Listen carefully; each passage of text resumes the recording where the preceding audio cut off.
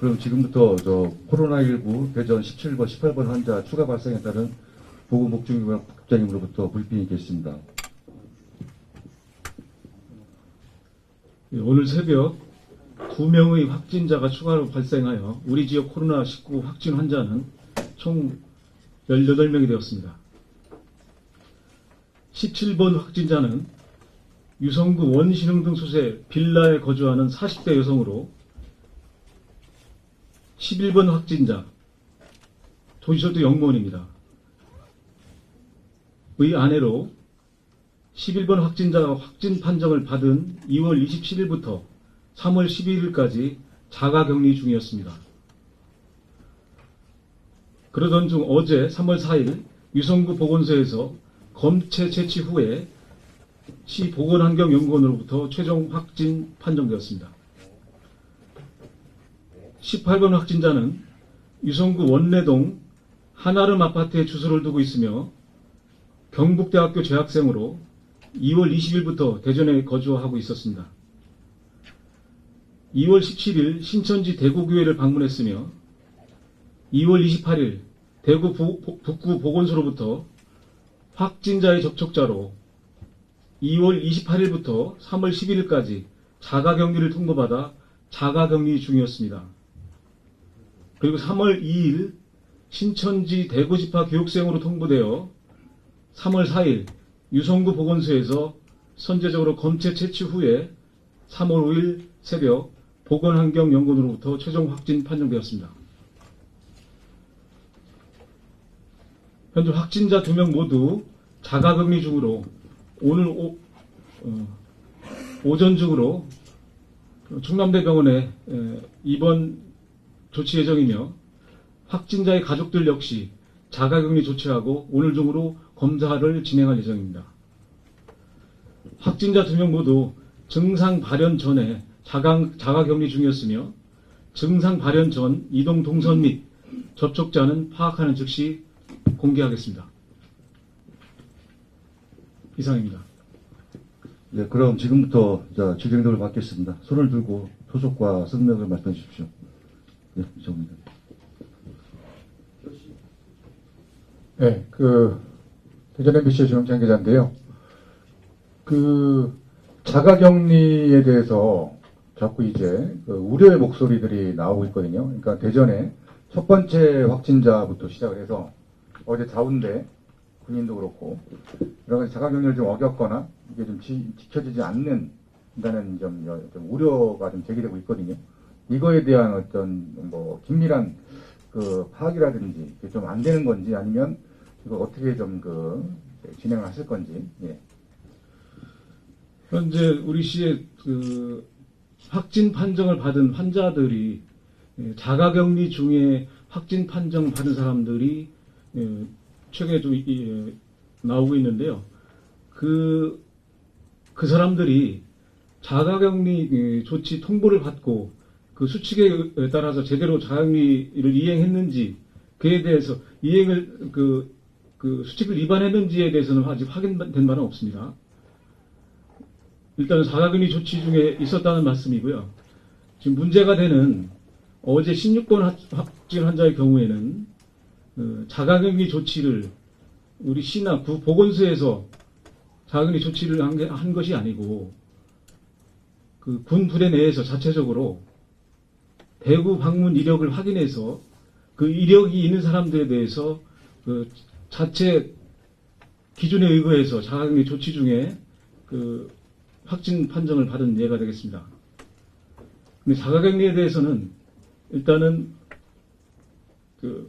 자가격리 대상자로 좀 확진자의 접촉자로 해서 또 다른 의사 환자나 유증상자로 해서 자가격리 대상으로 통보가 되면 자가격리 통보서를 본인한테 교부하고 그의 수칙을 또 교육을 합니다. 그리고 하루에 1대1로 매칭해서 하루에 2회씩 유선으로 증상이 있는지 여부, 또 소재지 여부를 확인하는 그런 과정을 최종 접촉자를 기준으로 했을 때 최종 접촉일로부터 14일 동안 그렇게 능동 감시를 하게 되어 있습니다. 예, 다음. 네, KBS 이정훈 기자인데요. 연일 고생 많으십니다. 두 가지 질문 드릴게요. 먼저 오늘 확진자도 그렇고 최근 대전에서 발생한 확진자들이 대부분 자가격리 중에 통보를 받는 경우가 잇따르고 있는데 이걸 어떻게 보시는지 시민분들이 조금 안심해도 되는 상황인지 좀 먼저 말씀 부탁드립니다. 오늘 17번 또 18번 환자의 경우도 자가격리 중에 증상이 발현되어서 검사 결과 확진 판정을 받은 예가 되겠는데요.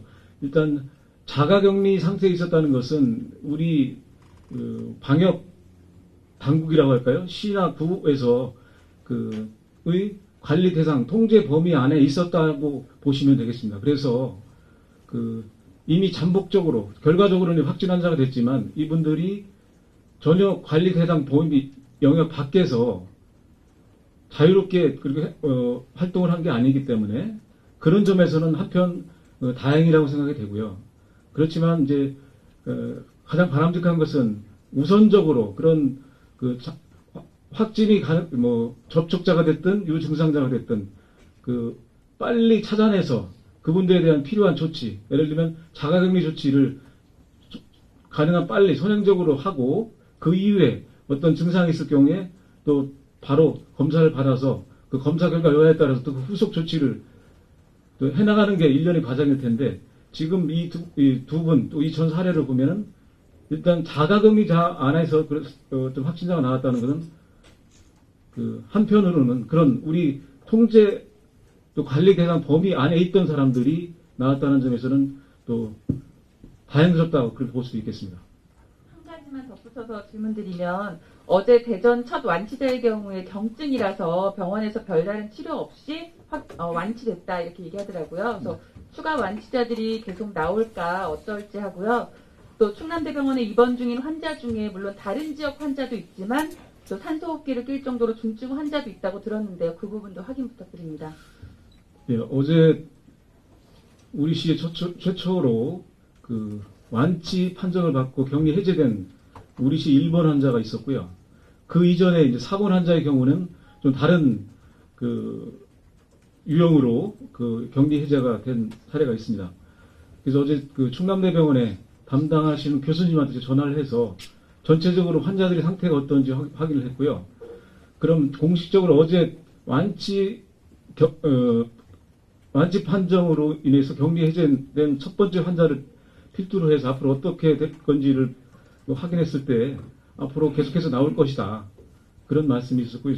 전체적으로 우리 시 환자들로 해서 충남대병원에 입원해 있는 환자들의 경우에는 처음에도 그랬고 지금까지 안정적이고 특이사항이 없는 것으로 그렇게 알고 있습니다. 그래서 앞으로 우리 시의 첫 번째 환자가 나온 것이 2월 21일인데 이제 열흘이 지났고요. 그래서 경과에 따라서는 충분히 앞으로도 추가적으로 확진이 아니고 완치에 의한 격리 해제 사례가 계속 나올 수 있을 것으로 기대합니다. 그리고 오늘 18번 환자의 경우에는 증상이 전혀 없는 검사 갈 때도 그렇고 검사 후에도 그런 상황이고요. 그리고 PCR 검사에 의한 검사 수치도 거의 경계선 근처에 있다고 이렇게 들었습니다. 근데 이거는 검사하는 시점이 어느 시점인가 하는 점의 시기에 따라서 환자가 감염이 돼서 그것이 발현이 될 때 그것이 상승되는 시점인지 아니면 내려가는 시점인지 속도라든가 강도가 환자마다 다르기 때문에 쉽게 예단하기는 어렵지만 현재 상태는 그렇다는 말씀드립니다.